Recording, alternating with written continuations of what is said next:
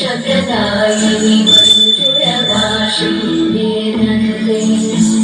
पङ्कजवासिनि देवसुपूजित सत्कुलवर्षिणि शान्तियुते जय जय हे मधुसूदनकामिनि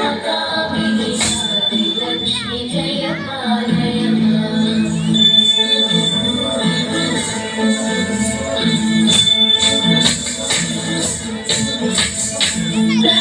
सुरेश्वरी भारती भागवती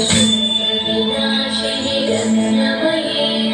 मणिमय भूषित कर्ण विभूषण शांति समावृत हास्यमुखे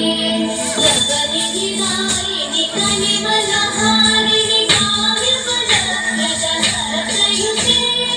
जय जय हे मधुसूदनकामिनि विद्या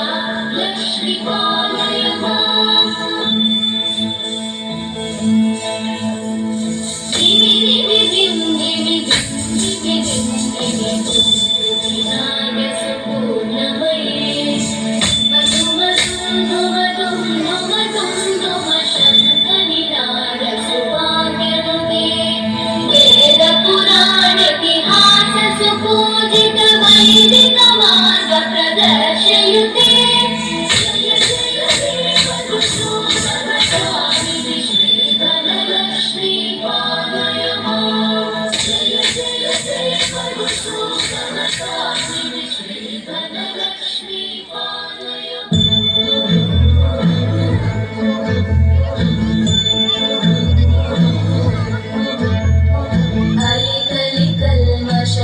नाशिनि कामिनि वैदिकरूपिणि वेदमयि